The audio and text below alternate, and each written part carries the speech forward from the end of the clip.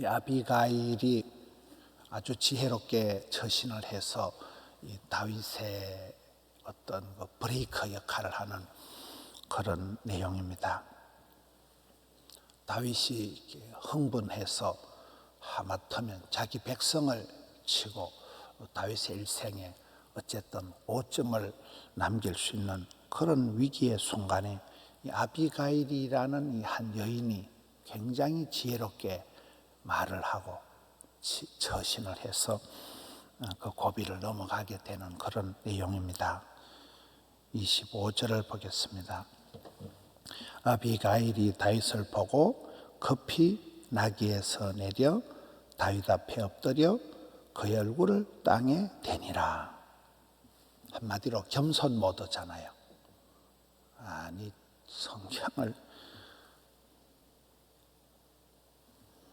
겸손 모드잖아요. 다윗이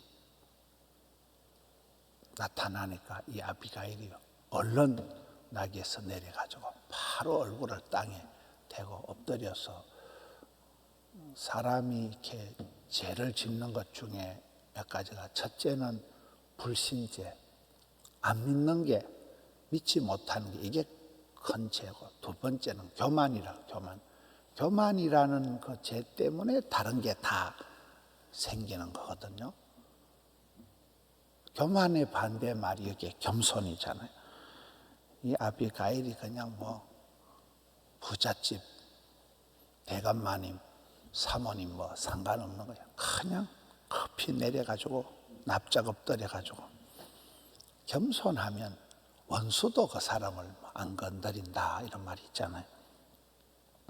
아주 겸손하게 지금 납작 엎드립니다. 24절. 원컨대 이 죄악을 나 곧 내게로 돌리시고. 지금 남편이 잘못한 거잖아요. 나발이 지금 잘못 어리석게 처신을 해서 큰 위기가 와서 온 집안이 다 멸족을 당할 이런 위기에 이 책임을 남편에게 돌리는 게 아니고 책임을 지가 덮어 쓰는 거예요. 이 죄악을 나한테로 돌리라는, 이 죄악을 나한테로 돌리라는, 이 책임지려고 하는, 보통 사람이 이렇게 저거 한 사람들의 특징이 원망, 핑계, 변명이잖아요. 이 사람이 어떤 경우에도 원망하지 않는 거예요. 남에게 떠넘기지 않는 거예요. 이 남편의 잘못일지라도 내가 이걸 덮어쓰겠다. 이 죄악을 자기에게로 돌려라는, 책임지려고 하는, 이게 이제 24절 말씀입니다. 25절. 원하옵나니 내 주는 이 불량한 사람 나발을 개의치 마옵소서. 저는 저 말씀이 은혜가 되는 게, 개의치 마옵소서. 우리가 어떨 때는 보면 쓸데없는 데 흥분해가지고 아무것도 아닌데 집착을 해가지고 너무 막 그것 때문에 그냥 뒤집어져 버리는. 왜 그렇습니까? 신경 안 써도 되는데 신경을 너무 써버리는 거예요. 개념치 마옵소서. 신경 쓰지 마옵소서. 다윗은 이 사람에 대해서 신경 끄라는 거예요. 이 사람에 대해서 나발을 개의치 마옵소서. 왜? 신경 쓰면 열받으니까요. 신경 쓰면 대화가 안 되고 말이 안 통하고 답답하고 속상하고. 그래서 우리가 어떤 때는 무신경해야 됩니다. 어떤 말에 대해서 무신경해야 돼요. 그게 은혜예요. 민감할수록, 예민할수록, 흥분할수록 문제가 생겨요. 대장부는 소인배하고 논하거나 다투지 않는다는 거예요. 대장부는 대장부의 길을 가야 되지. 길 가다 동네 애들하고 붙어가지고 싸우고, 이 새끼 그거 아니라니까, 이 새끼. 그럴 필요가 없다는 거예요. 애하고 싸우지 말라는 거예요. 대장부는 소인배와 논하지 않는다니까요. 다투지 않는다니까요. 저는 이 말이, 불량한 사람 나발을 개의치 마옵소서, 이 말이 신경 끄시라는 거예요. 그거 신경 끄셔야지. 그거 자꾸 신경 쓰면 병 난다는 거예요. 신경 끄세요. 그리고 28절, 26절 미안합니다. 26절의 후반부에 가서 보면 내 주의 손으로 피를 흘려 친히 보복하신 이를 하나님께서 막으셨나니. 이게 이제 오늘 말씀의 가장 중요한 부분이거든요. 이게 이 아비가일은 여자가 잘하고 다윗이 포용력 있고 이런 부분이 아니에요. 하나님께서 이걸 개입하셨다. 하나님께서 이 여자를 보내가지고 다윗을 살인죄를 짓고 어리석은 짓을 하는, 자기 동족을 해하는, 흥분해서 쓸데없는 짓을 하는 것을 브레이크를 걸어주는 거예요. 하나님께서 막으시는데 이 아비가일을 사용하신다는 사실이고, 또 다윗도 그거를 인정하고 또 이 여인도 그거를 생각나게 하고 하는 이 부분이 이제 중요한 거잖아요. 하나님께서 어떤 사람을 통해서 막으시는 역할. 여러분, 어떤 약속 장소를 가다가 교통사고가 나서 약속을 못 지켰다. 별일이 다 있잖아요. 지난번에 그 이희돈 장로님, 우리 교회에서도 큰 은혜를 끼치고 그 장로님 돌아가셨습니다마는, 그 장로님이 그때 따라 아침에 레스토랑에 가서 아주 불쾌하게 서비스를 받고 설사가 나고, 그래가지고 9.11 테러가 일어날 때 워싱턴 맞습니까? 뉴욕에 못 들어갔잖아요. 그 건물에 못 들어갔는데 그 순간에 무너져 버린 거잖아요. 그럴 때 아침에 레스토랑에서 싸웠던 거, 레스토랑에서 설사난 거, 이게 오히려 그걸 막은 거죠. 큰 위기에서 막은 거죠. 여러분, 어떤 약속을 하러 했는데 그것이 어떤 사건이 생겨서 약속이 파괴가 되고 사업이 계약이 다 되던 게 계약이 안 되고, 우리 교회 집사님 한 분 계십니다. 그 집사님이 100억 가까이 되는 계약이 이게 나가리가 됐는데, 여러분 100억이라는 어마어마한 프로젝트가 무산이 됐으면 사업하는 사람이 죽을 지경입니다. 100억이 날아갔는데 그 집사님 말씀은, 목사님, 하나님께서 피할 길을 열어주셨네요. 그러시더라고요. 그 계약을 따간 그 새끼 지금 감옥 가 있거든요. 그러니까 그 새끼가 대신 감옥에 가고 이 새끼를 하면 안 되지만 이분은 피할 길을 열어주신 거죠, 하나님. 그때 돈이 날아갔을 때는 속이 상했지만은 하나님께서는 막아주신 하나님, 피할 길을 열어주신 하나님. 오늘 이 말씀에서 이 아비가일을 통해서 하나님이 막으시는 이게 가장 큰 어떤 해석입니다.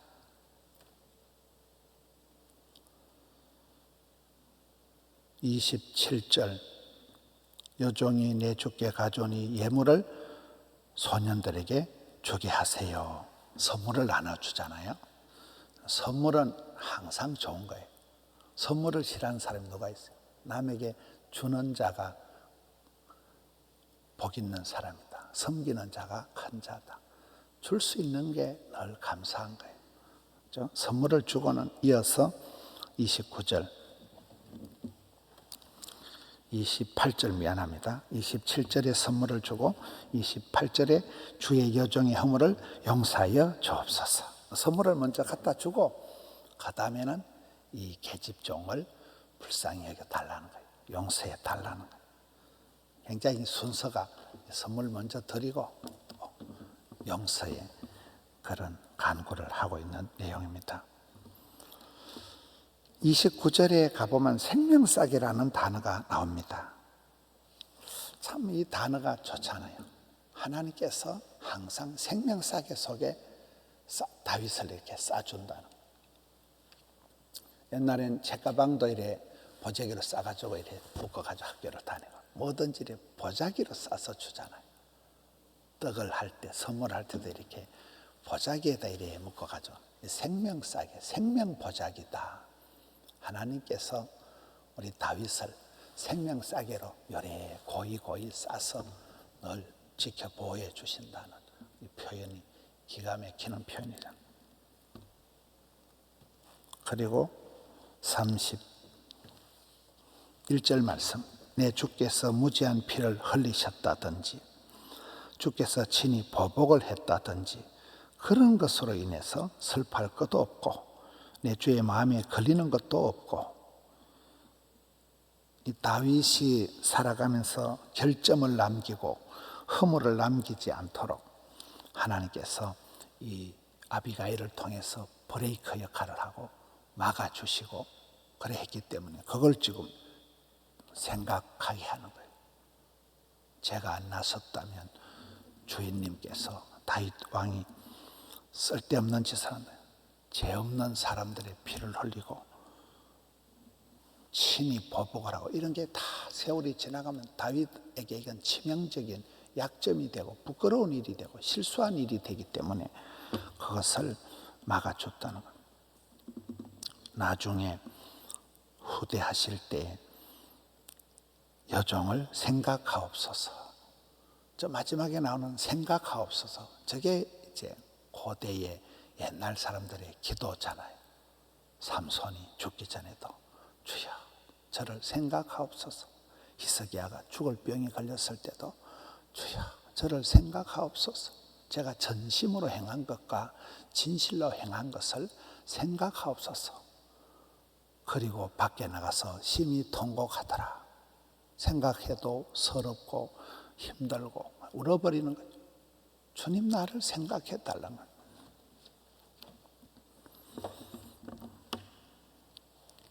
32절 말씀은 정신을 차리게 하는 아비가일입니다. 다윗이 아비가일에게 이르되 오늘 너를 보내어 나를 영접하게 하신 이스라엘의 하나님 여호와를 찬송할지로다. 영적으로 정신 차리게 하는, 이게 제일 중요한 거잖아요. 영적으로 각성을 시켜줘. 야, 하나님께서 너를 보내가지고 이렇게 하신 우리 하나님을 찬송한다. 너 때문에 찬송하게 된다. 너 때문에 감사하게 된다. 영적으로 각성을 하게 되는 그런 모습이고, 그리고 33절에 네 지혜를 칭찬할지니 너에게 복이 있을지로다. 오늘 내가 피를 흘릴 것과 친히 복수하는 것을 네가 막았느니라.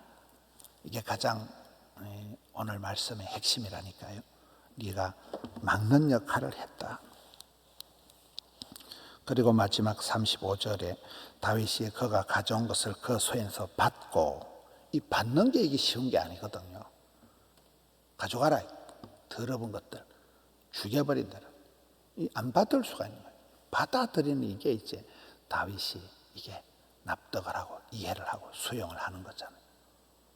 받는 게 이게 쉬운 게 아니에요. 밴댕이 쏘가지는 못 받습니다. 받고 평안에 올라가라. 샬롬을, 평안을 허락하잖아요. 평안에 올라가라. 내가 네 말을 듣고 너의 청을 허락한다. 여기에 지혜롭게 급하게 달려와서 겸손하게 엎드려서 아주 지혜롭게 이렇게 말을 풀어가는 아비가일도 대단하지만은 또 그 순간에 자기의 흥분을 깨닫고 얼른 정신을 차리고 또 영적으로 해석을 해서 너를 보낸 하나님을 내가 감사하고 하나님께 내가 찬송을 한다. 영적인 해석을 하는 다윗도 대단하고, 큰 그런 살인 사건이 일어나는 큰 순간을 이렇게 해서 넘어가게 되는 그런 모습입니다. 우리 하나님께서는 우리의 앞길을 막으시기도 하고 또 피할 길을 열어주시기도 하고, 세월이 지나야 알게 되는, 그때는 왜 이렇게 일이 안 될까? 왜 이렇게 어려운 일이 생길까? 왜 이런 손해를 볼까? 왜 이렇게 시험에 떨어지고 뭐 여러 일들이 자꾸만 안 좋은 일들이 반복될 때 우리가 우울해지기가 쉽습니다. 그럴 때 항상 우리는 하나님 중심으로 생각합니다. 하나님께서 왜 이렇게 허락을 안 하실까? 하나님께서 왜 이렇게 막으실까? 안 막으면 죽어요. 그건. 막아야 살아나는 거예요. 막아주시는 하나님이 은혜 하나님. 전체적으로는 생명싸개로 나를 고이고이 싸서 눈동자같이 지켜주신 하나님. 이번 한 주간도 또 그렇게 지혜롭게 작충지부, 착하고 충성되고 지혜롭고 부지런해서 승리하시는 우리 성도님들 되시기를 축원합니다. 하나님 감사합니다. 아비가일처럼 지혜를 주옵소서. 다윗이 다시금 정신을 차리고 영적으로 각성한 것처럼 저희들의 흥분을 깔아앉히고 또 저희들이 엉뚱한 잘못 생각할 때 하나님 얼른 정신을 차리고 주님 앞에 회개하고 돌이키는 은혜를 주시옵소서. 하나님께서 여러 가지 모양으로 내 앞길을 막으실 때 아버지의 뜻을 주님 앞에 순복하고 주의 길 계속해서 감당케 하여 주시옵소서. 월요일 아침입니다. 이 한 주간을 붙들어 주시옵소서.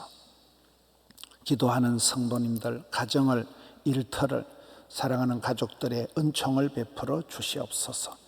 가정을 떠나 해외에 군문에 멀리 객지에 있는 모든 믿음의 권속들, 특별히 병상에 누워 계신 분들 주여 은총을 더하여 주시옵소서. 감사를 드리옵고 예수님 이름으로 기도하옵나이다. 아멘.